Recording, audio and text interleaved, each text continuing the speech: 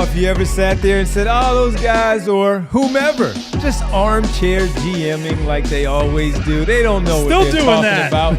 Well, we all do it. We all love it. That's why we love our job, too. So we get to talk about these things in this manner. If this wasn't our job, we'd be sitting somewhere doing it anyway. It just so happens that we get to do this on a Tuesday with Kyle Neubeck. I'm Devon Givens. Bree is with us. Derek is off. All of you in the chat. And today, now that we are 13 days away from the NBA draft lottery, which will be held on May 12th, Kyle and I here today are going to go into a cold, we don't know the order yet, simulation, mock draft. GM Kyle, when you check in with us today in the chat, please reference us the way that we need to be talked to properly. That's GM Devon. Kyle, and I'm GM Devon, and President of Basketball Operations Bree. She is producing the show. Welcome on this Tuesday. I'm the president everybody. of Guerrilla Fights over yes, here. You are. Yes, you are. President of Guerrilla Fights. Kyle's going to put it on a different spreadsheet. I can't believe of how to do it. Our Discord caught fire yesterday after that segment, just talking about this ridiculous gorilla versus 100 people fight. But we're here for slightly more serious discussions today. We had super producer Bree do a simulated lottery. This does not count towards Bree's record of simulations to keep the Sixers pick, although we don't know where the Sixers ended up. I like how she said no very fast when you said that. We wanted to go in blind. Devon and I flipped a coin for which selections we would get. So I have all the odds. So I'll have the first pick, third pick, and so on. Devon will have second pick, fourth pick, and so on. Yeah. So we'll make these selections. We'll kind of talk through the thought process, maybe say I think at number 1 and number 2 we're pretty locked in, but can talk about the different possibilities as we get deeper into the draft. So now I guess the pressure is on super producer Bree to return at least an interesting draft spot for the Sixers. So Bree, whenever you are ready, we're ready to see today's draft order. Let's see how it goes with the draft order here. 1 through 14, everybody. Oh, 6. Wow. The Bulls at number 1. The Bulls. The Chicago Bulls. CHGO for all is their happy. mediocrity. Get rewarded. Look at how many picks they jumped up, man, to get to number 1 overall. So the Chicago Bulls, they will be on the clock, and Kyle Neubeck is taking over for our tourists there in Chicago, and CHGO, former Sixers employee Mark Eversley, obviously Billy Donovan as the head coach unless Kyle fires him.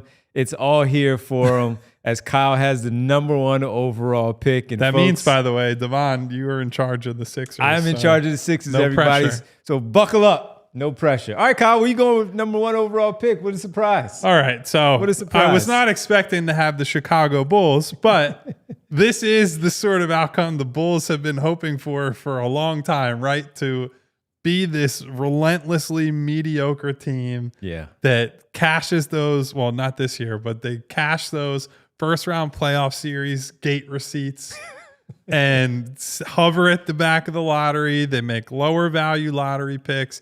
They just kind of hope that something falls out of the sky. Well, guess what, Chicago? Today, Cooper Flagg fell out of the sky into your lap. So let's talk about Cooper Flagg a little bit. I feel like, and we will definitely talk about him the closer we get to the lottery, and certainly if the Sixers are fortunate enough to move up in the real lottery. But Cooper Flagg is one of the safest prospects that I can remember. And I don't say that as an insult, right? I think people hear the word safe and it's automatically like, guy's got a low ceiling or low upside, whatever you want to say. But he's safe because I just don't see a world in which he fails in almost any way other than injuries, right? Yep. He is a two-way player. He is an excellent athlete. He's got size. He's got intelligence, right? And he puts all of those things together already in such an advanced way for a player who is not even 19 yet, right? He's one of the youngest players in his draft class after reclassifying them. He played at 17 for some of the games early in Duke's season. And this is a kid that there are really no major question marks about, right? I think the deeper he got into the season, the more his jump shot came along. And that, I think, is probably the big swing skill for him. A lot of his offensive success is as more of a mid-post guy who's going to face you up and attack mismatches. Or so if he gets a big on him, he's going by that guy. He's quicker than him. If he gets a smaller player on him, he's going to throw his butt into him, hit him in the post, draw fouls, go to the free throw line. Great playmaker, right? Good vision at his size, and can make those advanced passes over the top. It's not just the connective stuff inside. It's passing all over the floor. He's unselfish without being a player who defers too much, right? And I think early in the season, he struggled a little bit with, hey, I'm on a team with Akan Knipple. I'm with Malawak. I have upperclassmen on the team who are, qualified to take more possessions and run the offense. And I think he deferred a little bit too much. But as the season wore on, and certainly as they got into the tournament, it became more of the Cooper Flagg show, and Cooper putting his foot down and saying, I'm the best player on this team, and I'm going to attack and live with the results. And were they always the perfect outcome? No, but I see a guy who could be one of the 10 best defensive players in the league, and a guy with a high offensive ceiling on top of that. He looks like a guy who could be a perennial all-star, and I think if he hits his absolute ceiling, he could certainly be one of the 5 to 10 best players in the league. That's what you're hoping for out of any top 5 selection. Anybody who gets this pick is calling the commissioner or walking that pick up to the podium basically immediately, right? Is there any team, save for a trade scenario where it's like, we brought up the Giannis stuff yesterday. The only way somebody does something other than taking Cooper Flagg is if a generational star trade drops out of the sky. Other than that, it doesn't matter what your needs are or who you like as prospects.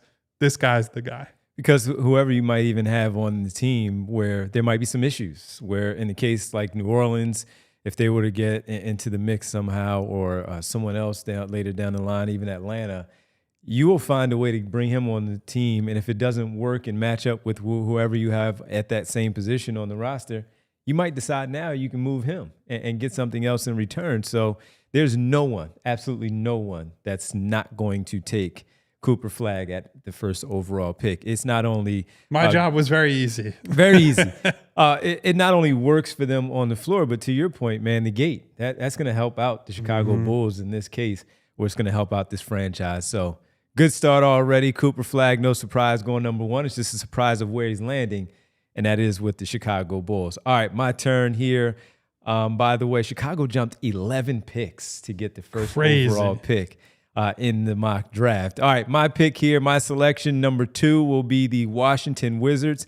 And even though last season they did take Bub Carrington, also got Kaishan George, a 6'8" wing, and even traded for, what's the kid's name that they traded for, from A.J. Johnson from Milwaukee, another guard. You still need somebody who you can definitely count on, and I'm still going Dylan Harper to the Washington Wizards at number 2. You can look in other direction as to why you might want to go in some of these other prospects' names, but Dylan Harper, even in Washington, where they've been waiting for so long to get someone to also, let's talk about the gate as well, where they can just flat out plant a flag and say, this is our guy, this is our franchise player. So as nice as Carrington and those others are, Koulibaly a few years ago, none of them have really, though, just jumped up and saying, oh, I need to watch the Wizards because of this particular player.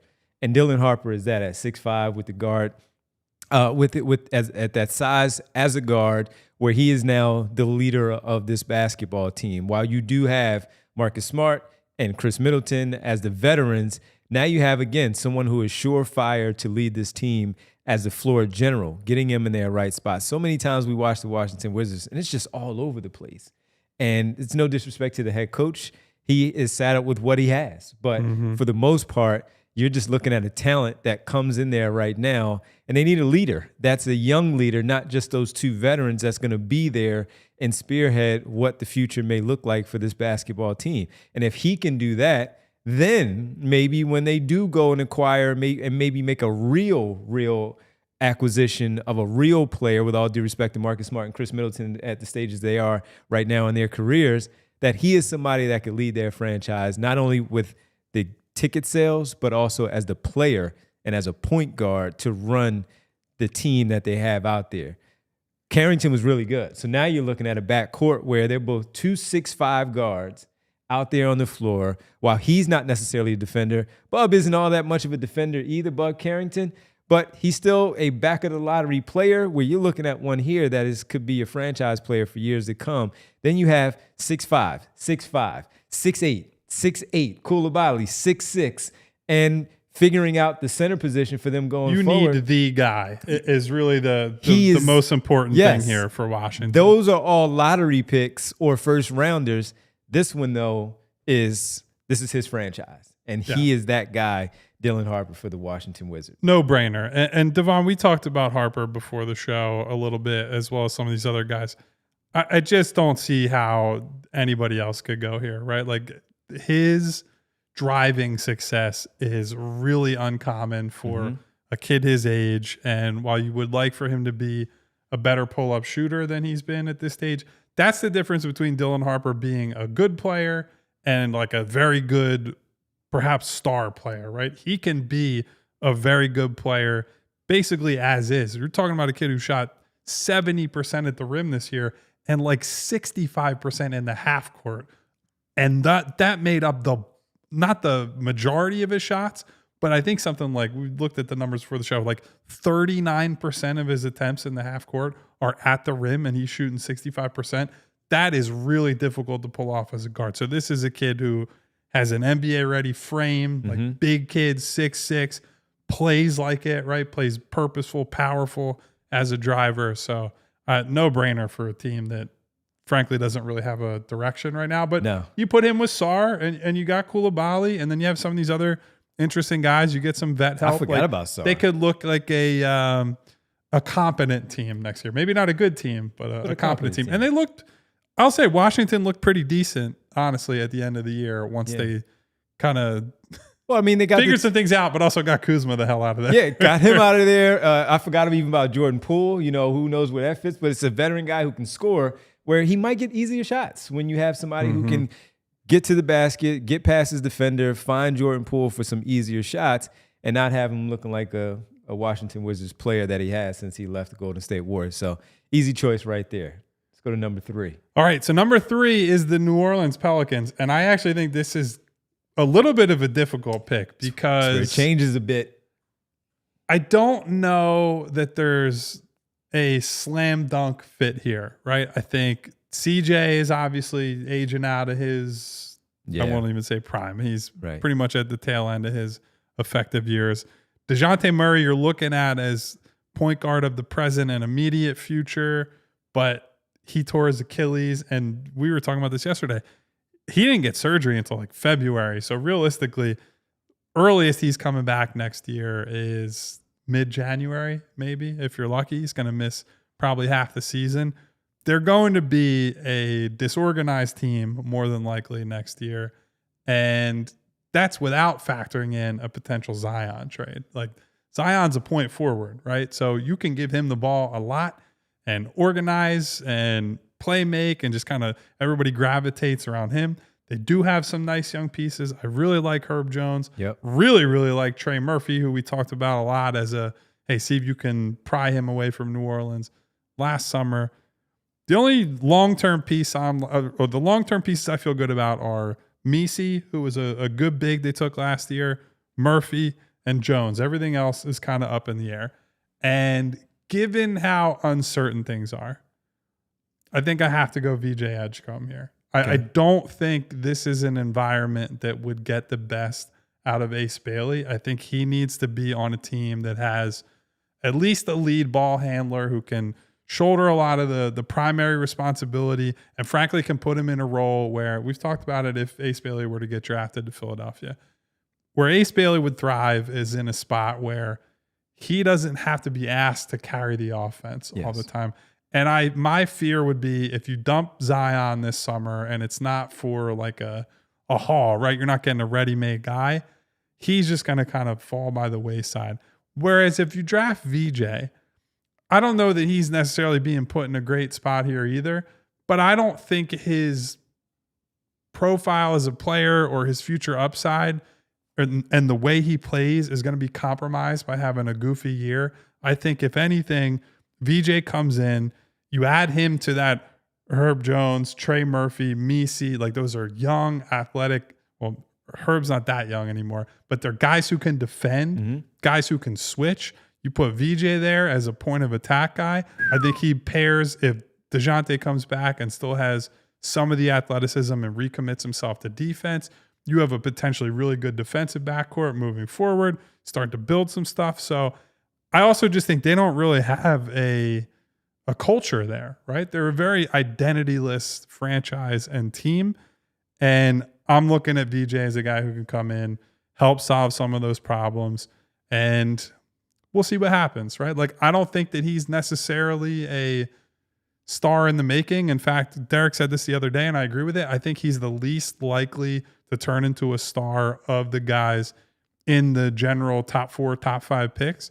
But I feel really, really, really good about him as a player who's going to help you on defense, give you some secondary scoring, secondary playmaking on the other side of the offense. So give me VJ at 3 for New Orleans. I like that. Like that pick. Athletes, and more athletes on that team, from Murray to Edgecombe, Herb Jones, Trey Murphy. Is Zion still on your team? He was. Right now he is. More athletes. We'll say until he's not, he is. So he's on the team.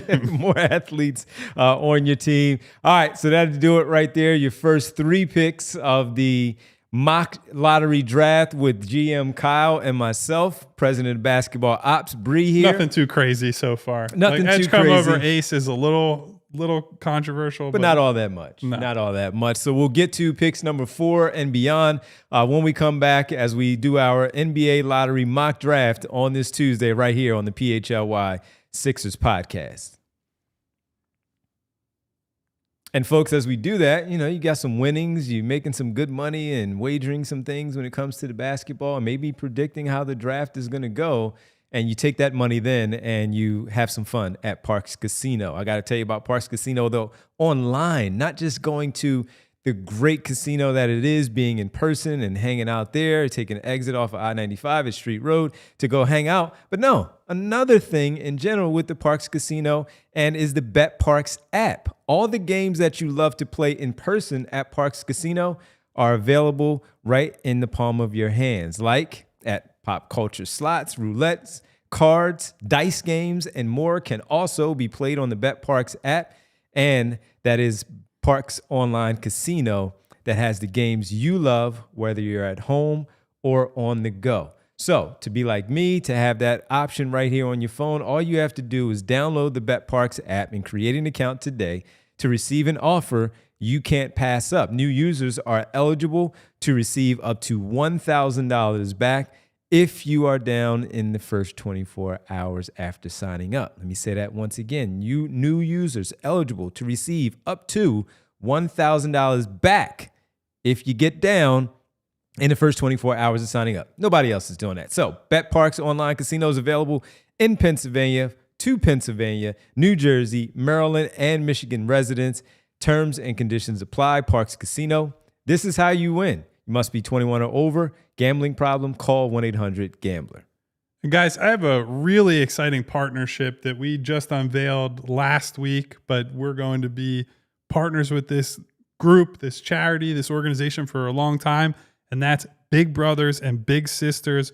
ALLCITY, including us here at PHLY, have teamed up with Big Brothers Big Sisters of America for an exciting 3-year partnership. It's not just about sports, it's about community. We tell you guys that all the time, right? It's about so much more than just us talking about the Sixers. It's about building community, supporting community, and together we're combining with Big Brothers and Big Sisters incredible youth mentoring program with the passion and power of ALLCITY's local sports coverage to create something meaningful. It kicked off during our NFL draft coverage, so you guys might have seen some videos, some tweets, some Instagram posts, wherever. It does not stop there. We're going to be working year-round to support Big Brothers and Big Sisters. That's going to include some fundraising, content, events, there'll be some streams where we're bringing in revenue to give to our wonderful friends at Big Brothers and Big Sisters. And there'll probably be some opportunities for us, the members of the team, maybe even you, to get directly involved with Big Brothers and Big Sisters. So we're really excited to support youth mentorship that makes a difference. You can learn more and see how you can get involved at bbbs.org/ALLCITY. Welcome back to the PHLY Sixers podcast. Love the fact that we're partnering with Big Brothers and Big Sisters. I'm thrilled about it. Yeah. I know ZB, when we were in the meeting about this, learning about this, he talked, I believed he was a big brother in the past and talked about that experience. I haven't worked with Big Brothers, Big Sisters directly, but I've, in my past life where I thought I might be a teacher, which is a funny thing for people at home to think about, I was involved in some youth mentorship and after school charity type stuff. And to see what it means to kids to just like get something like this, it is such a rewarding opportunity to get involved with. So I was ultra thrilled that we were partnering with such a great organization. And while I haven't, like you, I did not go as that far, but anytime we would get the opportunities to be asked to speak somewhere or at some school for a career day, things of that nature, I've never said no. So this opportunity for us now is really cool. I actually did one 2 weeks ago at a local high school for a career day to talk to the kids and give them some outlook on what we do for our jobs and just some guidance in general. Some of them don't want to do what we do, but just having someone else different to talk to and all of that. So it's pretty cool. So if you can, continue to follow us, if you support it, check it out at allphly.com on our website to see exactly what we're doing with the Big Brothers. It's pretty cool. A pretty cool thing that we're doing here at PHLY, our network overall. All right, let's get to me. I have the number 4 overall pick for the Charlotte Hornets. Oh, yeah. Fantastic. I get the Charlotte Hornets. Well, at least I like Charles Lee and I like Brandon Miller. You talked about having a good support system for a point guard to have for this guy that I want to select here, but I also feel like he needs a good organization to go to also, where he doesn't get lost and the bad habits don't stick with him in his first few years. But we do have to go with Ace Bailey at this spot. It's the most Charlotte Hornets pick of all time. Isn't it? You also, I don't think you can, in my eyes, I think it would be hard to justify not taking him. Like, yes. I get it, right? I will make fun of the Hornets if and when they take Ace Bailey in this draft. Yeah. I'm not poking fun at you. It's just like that.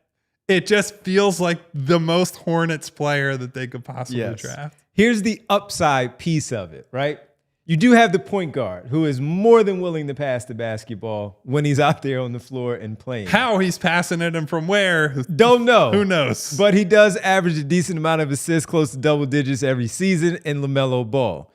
Number 2, now you're looking at a situation where you have Brandon Miller and Ace Bailey together in the front court with Mark Williams if he does, in fact, stay with Charlotte. That is an athletic and a talented front court for the Charlotte Hornets. So if you pair Josh Green, who stays at the 2, with LaMelo Ball in the backcourt as a defensive guy, you still do have some length there from 3, 4, and 5, where you're looking at a pretty big starting lineup for the Charlotte Hornets. So if Charles Lee is the coach that we think he might be because of the reputation, and even he can do a really good job and get away from all the stink that is the Charlotte Hornets, then he might have something here with a lineup of Ball, Green, along with Miller, Bailey, and Mark Williams at the 5. That's a decent 5 if he can get them to go out there and compete and play. And what they have behind those 5, that's up to them, of course, or me, because I am the GM here right now, me and Mitch Kupchak at the time. But Kyle, you have to, if you're looking at a positive, you look at, that's a 6'5" and up starting 5. From your guards to your wings, and he's still going to be, as we talked about, not necessarily needing to be the number 1 guy to change the face of the franchise. He's still 3rd in the pecking order there. He's going to get a lot of shots. He's going to get a lot of opportunity. You just hope that Charles Lee, as the head coach, can get some of those bad habits out of him to become a pretty good NBA player at that 6'10" frame for the Charlotte Hornets. Yeah, he is so difficult for me to wrap my mind around sometimes. On the one hand, I hate the shot selection. I don't like the way it looks when he's trying to attack off the dribble. We were looking at some stats prior to the show today, Devon, where he just doesn't get to the rim. That's a big problem. If you're a 6'9", 6'10" guy, you got to be able to play around the rim in the half court. Now, certainly, if you can set him up, and LaMelo could probably set him up, maybe you just take advantage of the size, the athleticism, the wingspan, all that. That's all good. And I do think that having a guy who is the clear alpha in Charlotte, now whether he plays more than 35 games or whatever he plays every year, is another story for LaMelo. But you're not going in there thinking, I'm the guy, right? I have to learn how to play off of him, and to a lesser extent, Brandon Miller. Brandon Miller's had a good start to his NBA career, has certainly been better than I think some of his biggest detractors would have said. And you just bet on talent, right? Yeah. Like at the end of the day, the thing I struggle with Ace is it's not that he hasn't done some of the things that people ding him for, right? Like saying he's inconsistent on defense is fair. Saying he doesn't play defense is not fair. I think we saw some games and some stretches where he killed teams on the glass. He made some great weak side rotations as a rim protector on the back end as the low man and played passing lanes well. The problem is he just didn't string it together, possession to possession, play to play. And it's up to NBA teams from scouting him, from talking to high school coaches, people in AAU circuits and whatnot, and getting him in an interview room somewhere and getting a good feel for, was that inconsistency a product of who he is? Or is that inconsistency part of the context, right? Coaching staff didn't know what to do with him or didn't do a good job with handling him. Like, what happened last year? And why did he have the up and down season that he did? He's a really fascinating draft case. So he is. We'll see. And Charlotte I like him. I do like him. And I just hope he lands in the spot that's good for him, for his career to really blossom and turn into the player that a lot of people thought coming into college. On that note, you say that you're hoping for his sake. I want to be clear. If we criticize guys, whether it's today or any point from now until the draft, we don't root for any of these kids to fail unless they're like awful people and there's stuff out there about that. But by and large, I want every single one of these kids to have the best career they can have, to go to situations where they can be the player that they're destined to be or whatever. Like, I don't have animosity. It's a bunch of teenagers and 20-year-olds who are trying to live out their dreams. So criticism does not mean we are condemning them. Not at all. Not at all. So we'll talk more about Ace Bailey. Of course, he's now a member of the Charlotte Hornets, courtesy of our mock draft. Talent. That's what it is. Talent in Charlotte. Let's get to the number 5th pick right here. Look at that. Look at that graphic that Bree put together. Look at Bree with the great graphics there. So Bree, I still can't believe the Bulls jumped 11 spots to number one. Get Cooper Flagg. NBA, you did it again. You did it again. The Utah Jazz and GM Kyle. This is a really tough one on the again clock for me. Look at this. I honestly, the funniest path to take would be take the white guy and take hell yeah, who I actually like a lot. I actually think you could genuinely argue Con Knipple would be the best pick here. I've stumped for him on other shows, in smaller videos that we've done. I believe Derek is doing the write-up on Knipple for our scouting report series we're doing for the site. But I think he is going to be a very, very good pro. But I don't think Utah is in a position where with a top 5 pick, they should be going for what I would say is a safer pick, someone with a lower ceiling. So, I hate to do it. I love it. I hate to do it to you, Devon. I'm taking Jeremiah Fears at 5. Take him. And make all the money, Jeremiah. Top 5 pick. There are a number of guys you can make the case for here. Maybe you say you take Malawak. That gives you Kessler trade options. He's just the highest ceiling defender. Maybe you say Derek Queen is someone you believe in. You do the double big thing. There's all these. There are a bunch of names you could throw in here. Jeremiah Fears is super young, was highly productive, and looks to me like if he can shoot everything else on offense is there to be had, right? Was a very good downhill player and attacker, good first step, good burst, good acceleration, good deceleration, right? The ability to slow down, either draw a foul or send a guy going past him. I think he's got the early makings of a runner and floater package as well, right? So when you're not playing at 6'5", 6'6", and you need to rely on those things, I think you can see he's got the confidence to take those shots. He certainly has the confidence to take pull-up threes, right? And I think that worked against him at Oklahoma. There were games where he's just pulling up from far too deep, and so that leads to him having depressing numbers from three for a guy who's a smallish guard. But I think that shot comes, right? He gets to the line a ton, and despite his size, I love the physicality that he plays with. I love the willingness to initiate contact. And I think for a Utah team that just really has no direction, you have to be in the mode of we need to get guys who we're building around them and their skill set. They have Isaiah Collier, who they took last year, was okay during his rookie year, but certainly not good enough to be like, I'm not taking another guard because of this kid. Yeah. Don't believe in Keontae George. Like I just don't see anything in their backcourt or their initiators that I'm like, I need to set it. I need to prioritize fit, right? I need someone who fits with these guys. And so Fears was not really in the top 10 radar for a while. He was more of a back of the lottery type guy, but I'm going with Fears at 5, in part because I want to give Devon some interesting options at pick number 6, but in part because I think if you're taking a big swing, that Fears makes a lot of sense. And frankly, you give him a Walker Kessler as like a rim running big, play him with Markkanen. Markkanen's a pick and pop guy. You can do some interesting things with him.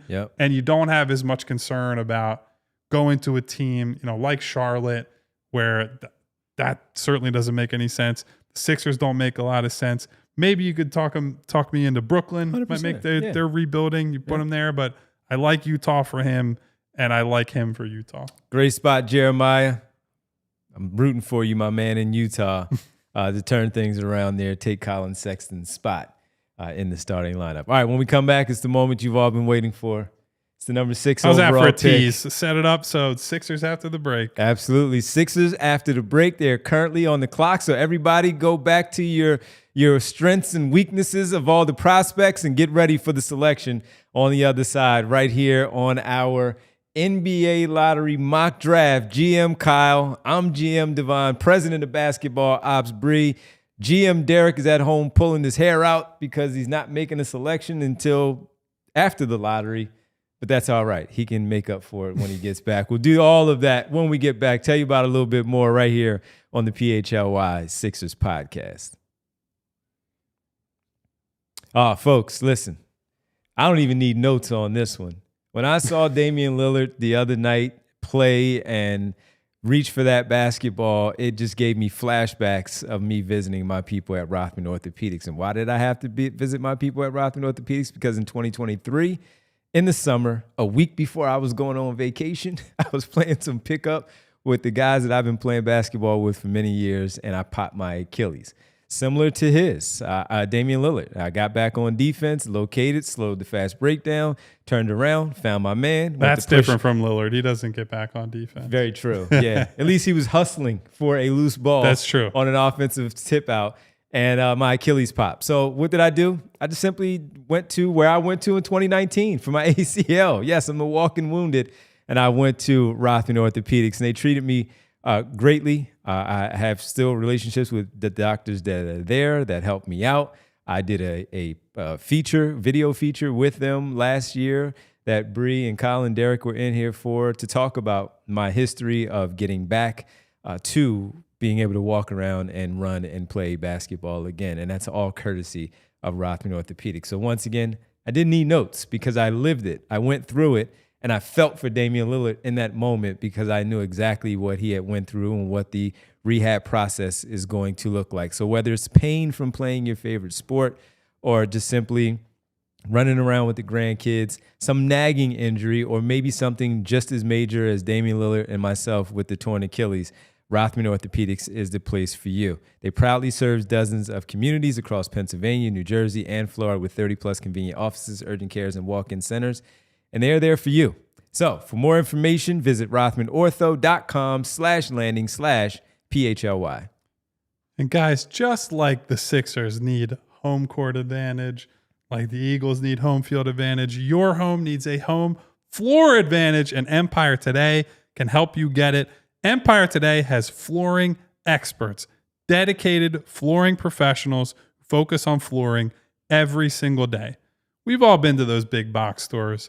You're in endless aisles. Somehow you're hauling all these materials home. You're looking for an installer, and you have to coordinate everything yourself. Let me tell you, as a homeowner, you don't want to have to do a lot of coordination. You want somebody to show up to your house, have all the stuff, get it done, and get out.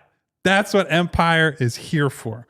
Empire Today is your best bet for a new floor because they live and breathe flooring, and they will be with you every step of the way. It's a whole different ball game.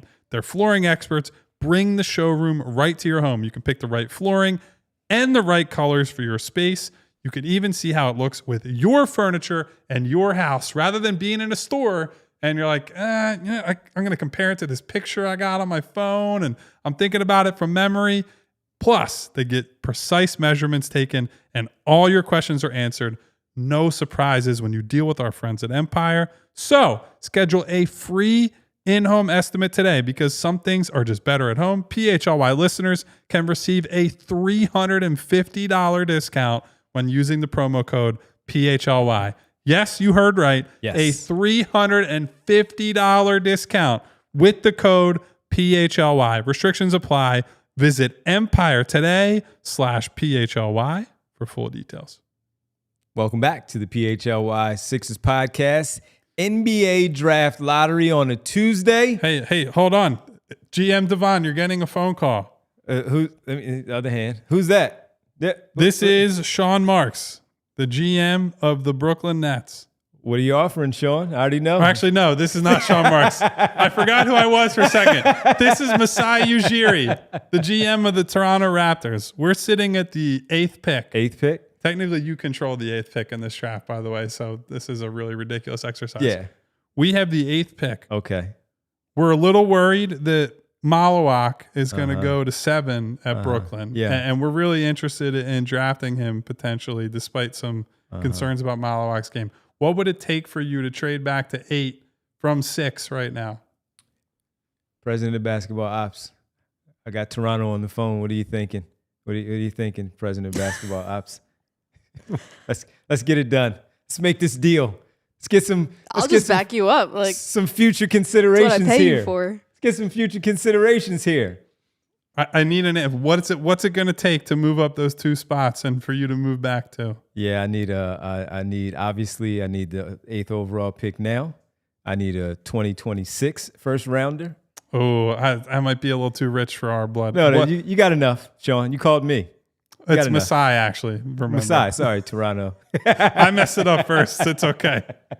So I'm hearing no deal. You're staying at 6. I need a 1.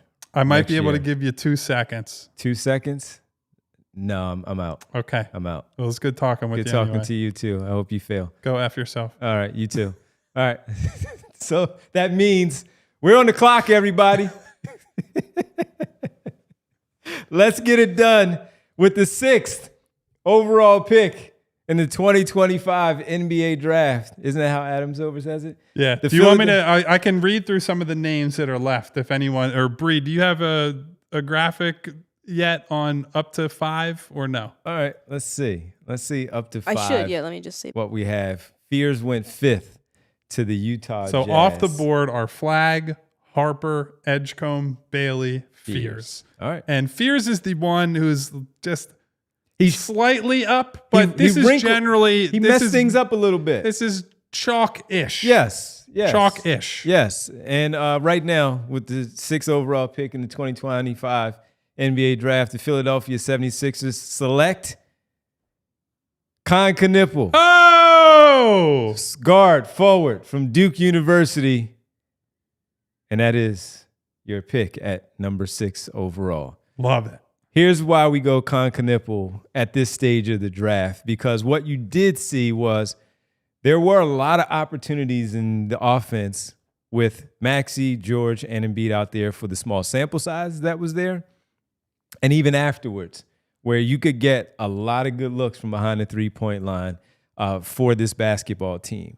And with all the options that were there, let's assume that Quentin Grimes comes back. Obviously, Jarrett McCain is back at that guard position. And you have Justin Edwards, who's shown some things as a 3-and-D type of wing with some size and some length, and he can show that he can knock down some shots.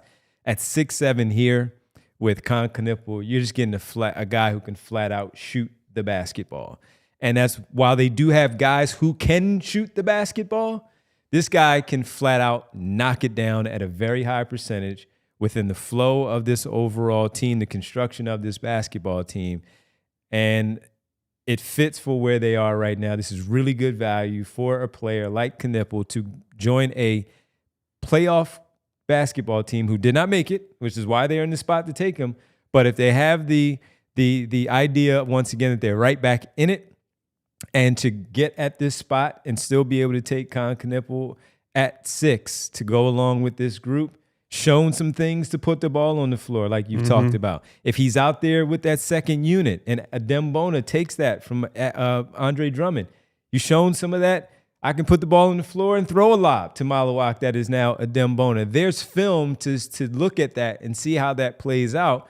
And when he's out there, let's say he's out there with those 3 all-stars and then, I don't know, McCain or Grimes, he's probably going to get the 4th worst wing defender that he might be able to put that ball on the floor and create and finish at the rim, pull-up jumper or that lob, show some creation there, and certainly knock down that shot. Now, on the defensive end, we already know what that might look like. But that said, we're picking him at 6 right now to hit open shots with those guys out there on the floor as he's coming off the bench. So with the 6th pick, we're taking Con Knipple, Kyle.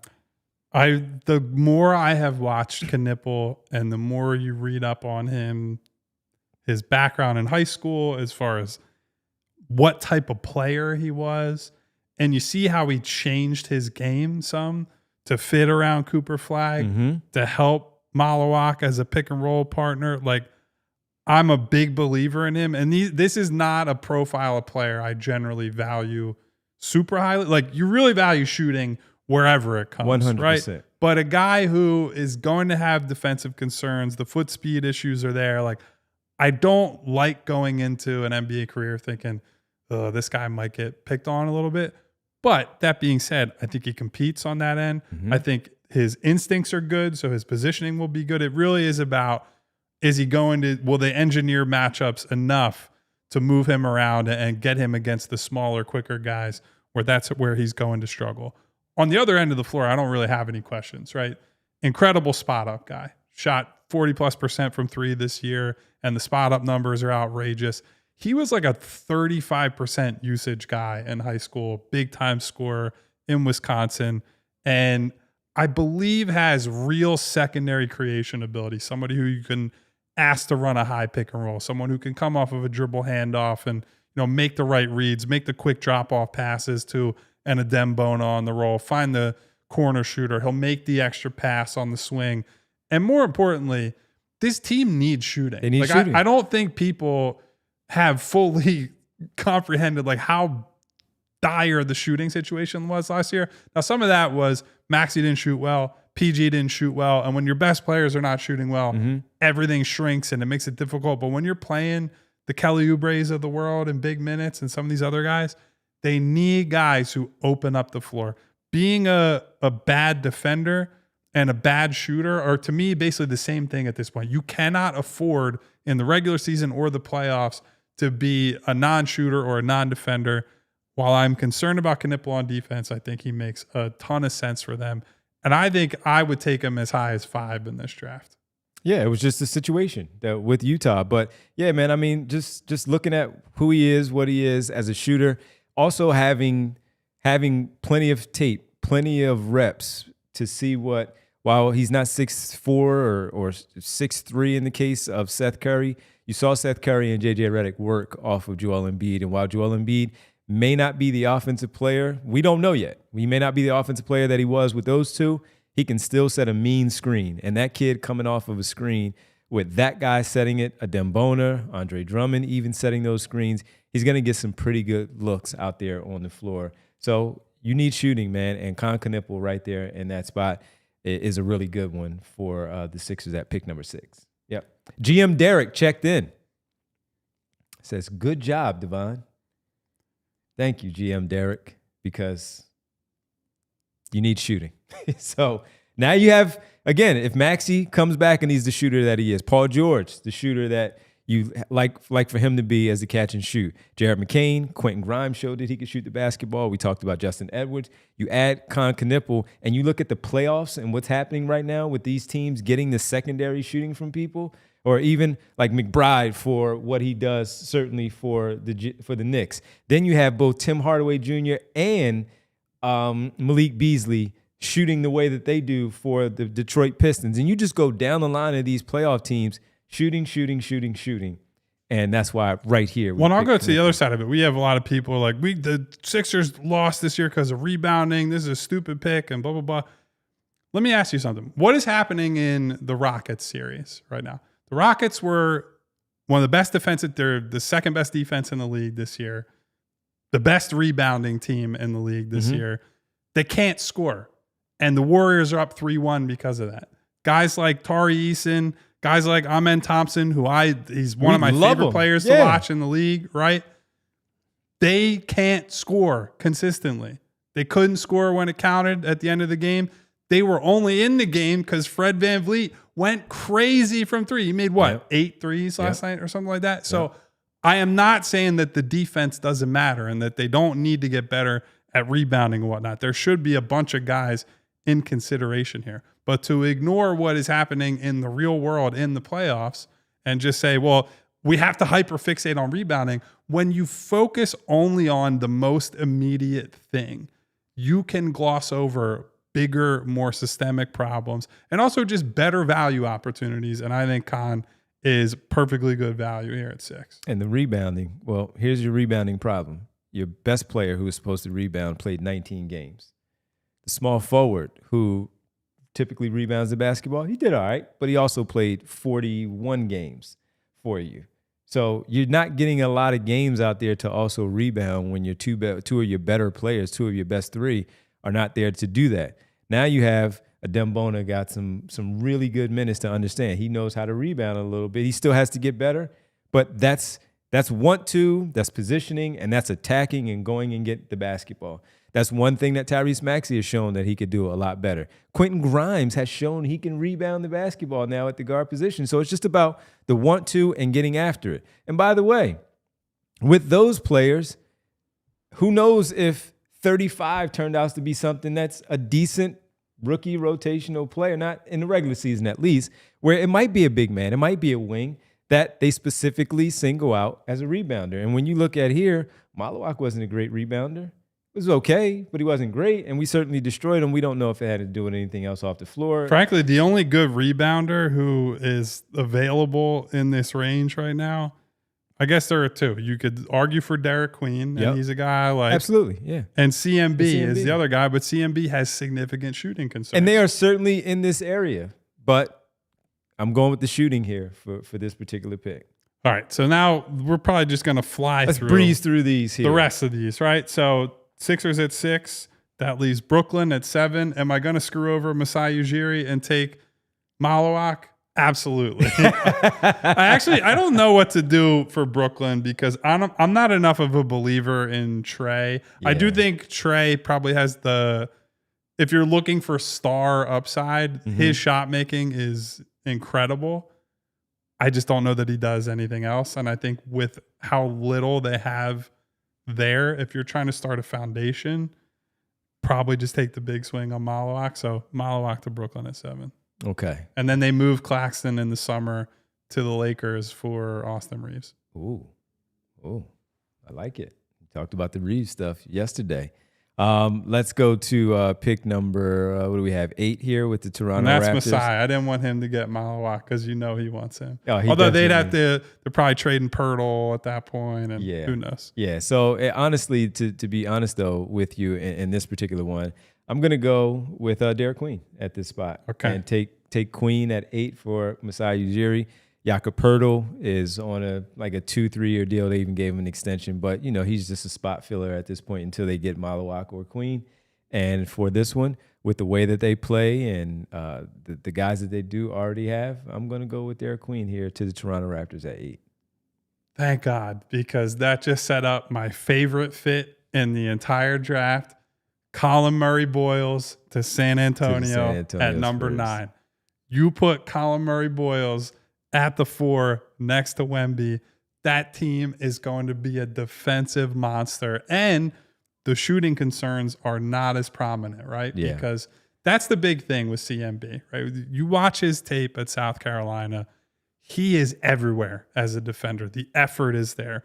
The deflections are there. Steals, blocks, rebounds after contesting, which is a tough thing to do, especially at his size without being true center size. But the shot is a gigantic concern. You don't know if he's going to take threes, much less make them. But if you put them next to a big who, frankly, doesn't really want to play around the rim all that much in Wemby, and you put him next to a true rim protector where you can unleash CMB as kind of that the roaming 4 and then play him in some smaller looks when Wemby's on the bench. One of my favorite fits in the whole draft, regardless of whether it happens. So walking that pick up to the podium immediately. CMB to the Spurs. All right, the Houston Rockets in this particular mock draft, they got the Phoenix Suns pick. So the Houston Rockets on the verge of maybe elimination with the Golden State Warriors getting knocked out in the first round. They need a little bit of help. And here's where I'm going. Reed Shepherd didn't necessarily work out in year 1. Still think he'll be fine. Cam Whitmore is stuck and glued to the bench and can't get off the bench, which disappoints me. So I do think, as you just talked about, they have issues scoring. I'm going with the scorer to stay in Texas and go with Trey Johnson to the. I like that for them to too. The Houston, and I think he gets, when we talk about lack of coaching in Texas, he's going to be get coached. Some structure there, boy. Yes, he will. So Trey Johnson to the Houston Rockets at pick number 10 for Ime Udoka. I actually like that. 6'6", still got some decent size there. He's not asked to do a lot of anything but come off the bench and score a little bit. But, he gets some coaching here, and I like the spot for him. I like this for him. My fear is he just turns into Jalen Green Redux, because I know the Rockets fans are either you're all in on Jalen Green or it's like, God, this guy sucks. Get him out of here. Barkley's and you might right, just be restarting the cycle with him. But I think at least Ime gets him from the very start. And I think given how good the defense is and how dire of a need they have for movement shooting, scoring, all that, I think that would be one of the best situations he could end up in for sure. Yep, absolutely. All right, so who we got? Who do I Portland have next? You have next. Portland at 11. Ooh. Interesting. Actually, you know what? I think that's probably a pretty easy one for me. I think I'm just going Yakachonis. Okay. Because I like the wing guys that they have, right? They traded for Denny last offseason, and he's good. Tumani Kamara is a really good defensive guy. You got Shaden Sharp is an incredible athlete. I think they could use a real deal pull-up threat, guy who can play make, guy who can organize a little bit. We do have our concerns about Yakachonis that we've talked through on the show. It's why I think I've fallen out of, he's a top 6 guy to maybe he's more of a 8 to 12.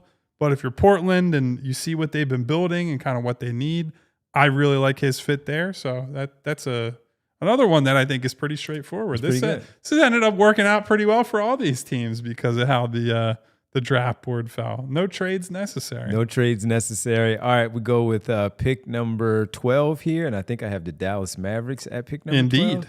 Dallas Mavericks at pick number 12. I actually like the Yakachunas there at that spot for the Dallas Mavericks, but I'm going to go another guard. I'm going to go with Jace Richardson. Oh, I was hoping he would fall to the Spurs pick because I think they can cover him a lot. Yeah, I'm going with Jace Richardson here. Kyrie Irving getting older. He gets an injury, an ACL injury, and you hope that he can come back and he's good. Hardy he's worked out as a bench player, of course. He doesn't save things, and I'm not saying Jace Richardson is, but it gives them another guard to help out where they got Armstrong who came in and did some pretty nice things. But I'm going with a lottery pick here, a guy that played some big-time college basketball, got to the Elite Eight, Final Four, actually, with the Michigan Was it? It was the Elite Eight. He got to Elite there. Yeah. So I'm just going Jace Richardson here with the Dallas Mavericks at this spot. All right. It's a tough one. There's nobody in this range of the draft that I'm particularly in love with. All my guys off the board. Well, partly because I drafted them, but that's a big part of it. Who's he have? Atlanta at 13. The problem there is like, I don't know what they're doing, right? I don't know if Trey is going to stay. If they are committing to Trey, it's a very different player that I would bet on rather than if they're trading Trey. I'm going to operate as if I'm trading Trey. Okay. At some point this offseason. It might be on draft night. It might be later in the offseason, whatever.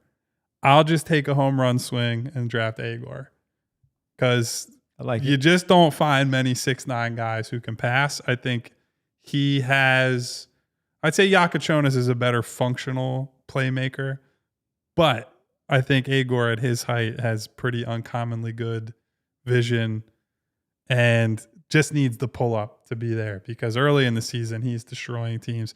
I am really worried about his ability to beat pressure defense, play out of traps and all that, which frankly, when you're 6'9", shouldn't be that hard, right? Yeah. You see the trap coming, you're big enough to get it over the top. If Trey is staying, and I think that's a perfectly reasonable thing to have happen, I'd probably lean more towards someone like Newell.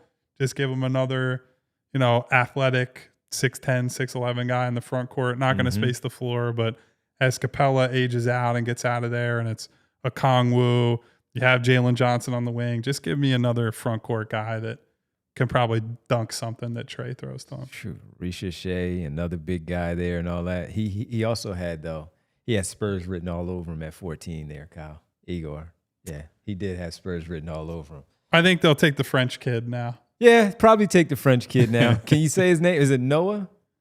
Yeah, it's let me just put it in front of me so right. I don't I believe it's Noah Asengwe. Noah Asengwe, 6'9". Yeah, so we go with Noah Asengwe. You know the Spurs love them some international guys. Yeah, and I thought about Liam McNeely at that spot, right, because of the shooting and have some pretty good sizes around 6'7", 6'8".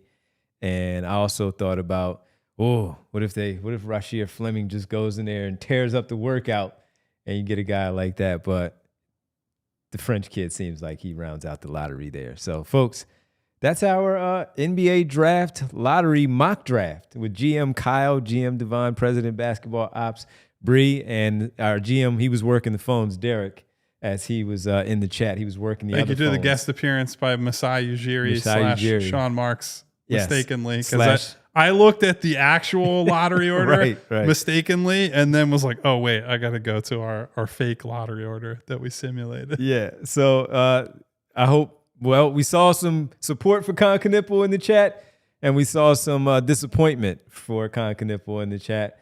That's probably how it would be in real life if it happened that way. But we will be here for you on May 12th for our NBA draft lottery back here at the office. Right. And if you are a diehard member. And we will not be making the pick that night. No, we'll we just will not. be living and dying on whether they keep it just like you. We'll either be slapping the table and throwing things because they didn't keep the pick, or we'll all be celebrating with you that they did keep the pick. But you have to be a diehard member at allphly.com. Go sign up, become a member, and you get to hang out with us on May 12th. That's now 13 days away from today for our NBA mock lottery draft today and the actual draft lottery on May 12th.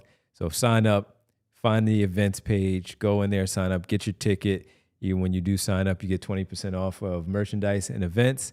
You get access to the Discord. You get an opportunity to get a free t-shirt as well. And then you get to hang with us on May 12th for the Sixers pick in general. Little overtime quickly here as we see the time winding down. So some quick overtime here on this Tuesday at allphly.com. Hang out with us. Thanks on the TV side. We appreciate it. allphly.com for the rest of the show. All right. We already did the daily mock lottery select. I mean, the daily mock spin, the Tankathon spin. I said that didn't count toward Breeze. All right. That didn't count. So because I asked Bree specifically to do a sim for us. I have a terrible record, everybody, but I'm gonna we're getting closer, so maybe I'll do a little bit better. And Kyle, we have the 4th overall pick, so much better than the past when I've gotten the 7th overall selection. It's whoever's there from Edgecombe or Harper, or yes. not Harper, Edgecombe or Bailey. Yes, so we're all good there. Quick news and notes here, Kyle. Jonathan Gavoni of ESPN says, with the entry over for the early entry for the drafts, only 106 entered to the NBA draft this year per the NBA. And he says that's the lowest number of early entrants since 2015, down from a peak of 363 in 2021, just before the NCAA's NIL era officially got underway. So because of the NIL, most likely, you only have 106 players that have declared for the NBA draft. Seems crazy. And a lot of the foreign players going into college instead of going pro. Getting some NIL money. You look at somebody like Yakachonis this year. Agor. Trying to think of who the guys next year. Next year, there's a bunch of American prospects that people are very excited about, but it does speak to how the league has shifted in recent years, where international guys are front of mind at all times. Yes. So. Like I do think it could be good for everybody in that college basketball gets some good players. College basketball gets some guys who are good, but also guys who might stick around for a little bit. Like look at Caleb Love as an example, who with Arizona had a great rookie freshman season with North Carolina, got to the championship. He stayed, and he's like a 5th-year guy, and he made a lot of money. NIL might have been drafted pretty early because of his performance that year and in the tournament, but he also might be on his way out right now because of the fact that he wasn't necessarily ready. So it could work out for college basketball. Go get your money, kids, wherever you can get it. It used to be leave and go get your money. Leave and get the money, now or play for free. And now it's stay and get your money. Also, Doug Christie, according to Shams, he's going to be the next head coach of the Sacramento Kings. So interim tag removed. Good luck to him with whatever the hell that team's going to look like this year, because Scott Perry and Doug Christie. I know they don't get talked about as much as all these other teams. Like, oh, the Bucks are going to trade Giannis and whatever. I don't know what the hell the Kings are going to do. They're just... In our Who's Next, what do you do? We did bring up Domantas, so he might be on his way out. Who knows? Yeah, who the heck knows? Like, I don't know. It's weird to say because he's a very good player, but like, who wants him? Who's giving up? He feels like a Charlotte Hornets guy to me. Like, he'll make them better, and they'll be potentially like a fringe playoff team. Yeah, but I don't know. Yeah, I don't know. Finally, last night, another sweep in the NBA. Miami Heat swept. And swept. Did you see it was the largest point differential in a playoff series in history? It was bad, man. Real bad. It was like 60-24 at halftime. It was college basketball bad. That was ugly. Ugly for the Miami Heat to get swept in the manner that they did. They were blown out in games 3 and 4 in the margin that you just said about the worst margin in the playoff game. What you said it yesterday when someone asked the question, who's that playoff team that I don't know what Pat Riley and them going to do. What are they going to do? Go sip Mai Tais on the beach? I don't know. Like, you probably, honestly, they should think about completely blowing it up. 100%. Should think about it. I don't think that they're inclined to go that way. That's just not really Miami's MO. Like maybe a year downturn where they make up some fake injuries and, oh, wow, how'd we end up in the bottom 5 of the league? But they don't seem to be we're going to be a multi-year tank organization. No. So I'm interested to see what they do. Yeah. Just real fast, I wanted to look at the official box score and just kind of let people know how bad it was last night. And then we can get to our, saying goodbyes and all of that. Let me see really quickly here. It says final score 138-83, as we know. After quarter number 1, it was 43-17. They only scored 16 points in the second quarter. So at the half, it was 72-33. After 3, it was 111-63. And the final score being, once again, just I would really simply bad. add this to end.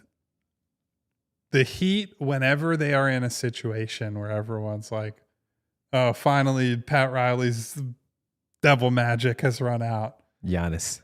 Pull somebody out of their ass. It's like, oh, we're screwed. We're built around Hassan Whiteside and Tyler Johnson. Jimmy Butler. Yeah. Or like Dwayne Wade is just kind of languishing in the prime of his career.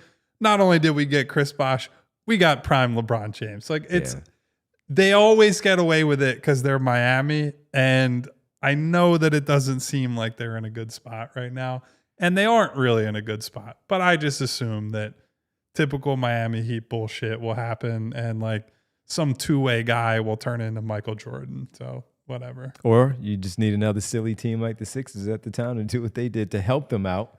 And then to get another team to help Giannis will want to go to South. Honestly, Giannis would be such a Heat culture guy. He'd be so annoying down there. I could absolutely see him keeping it alive, man. Keeping it alive. All right, that'll do it for us. Let's get to the to Al said that was a Duke Drexel score. The way it all played out last night. You ain't lying. Let's get to the world famous roll call. Everybody. Thank you, everybody, for humoring us today. Even the people who said we suck at drafting and would be ruining the Sixers. We did pretty good today. Hey, listen, GM. I think we did quite all right, considering we didn't know who we were picking for until the show started. That was the fun of this exercise. You just do it on the fly based on what you know about the prospects. Thank you, everyone, for being here. From Keith B. to Smy Guy to Berto Clips to Gavini. Jess with the purple heart. She's got the purple heart. Our guy Al, the 2-minute what warning. Up, Al? What up to Al? Good to see you, Al. What's up to my girl Winona, who was Nona. in a meeting, but then came in after the meeting to make sure she said hello. And what's up to everybody? Hey, Nona. Bootzilla. Boots. Brian Knight. B Knight. DJ, a.k.a. Mr. Sandman. Don Dada, 432. Don Dada. Nice. SB Cole. Joaquin from Cherry Hill. Scott Sotan. What up, Scotty? Eugene Ross. Gene. DC Marley. Duck Holiday, who's been big time showing up with all the draft and front office stuff recently. We need you over these next 2 weeks, Duck Holiday. Might need you in this chair because Devon and I are getting booted, according to some of you in there. We lost our jobs already. What's up to Slade? Hello to Mary Overfield. Everybody needs a theme song. What up, Slade? Thank you, Mary, for being here as always. INS hanging out with us. INS. Good to see you. It was IS1531 was extremely mad at us. Did not like kind. Thank God these guys are not GMs. Well, thank God you're here and giving us at least one view on the show, my friend. Thank you. Even if you don't like our picks. Make sure you come back tomorrow. 3 You'll p.m. like us more eventually. Or maybe not, but at least give us a shot. Marcus Blackstock hanging out with us. What up, Mark? What's up to Marcus? Derek Bodner on his day off. GM Bodner. Get the hell out of here, sir. GM. Colby Colbs. Good show, Kobe. What's up, Colby? Rick Morse. Ricky. As always, what's up to Rick? Devon Gibbons. Who's that guy? Bradley McGovern. Also hanging out with us Cooper today. Was watching the show. Right. And just someone named Paul. Hello to Paul. What's up, Paul? Hello. Is that Paul George? Who knows? But hello and thank you to all of you, including those I didn't get to or those of you who are just lurking and not talking. But of course, Mom's grandchildren as well. You can't forget Mom. Hello, Mother. That'd be the one I'd actually feel genuinely bad about. It's like, it's one thing that, not that anyone's more important, but gotta say hi to Mom. And then she'll text me if we missed it. Like, I was in shout there. out Mom. But shout out to everybody who was here today. Please hit the subscribe button, hit the bell icon so you get notifications each and every time we go live, and hit that thumbs up button because we're live. Not only did super producer Bree hit the tankathon spin to do the draft, she made the graphics. She made it all happen. She humors our one gorilla versus 100 men conversations. Yes. And she sticks around with us each and every day. So say thank you to Bree by hitting thumbs up on this video. We will be back tomorrow, 3 p.m. as always, Monday through Friday. Until then, take care and goodbye. See ya. We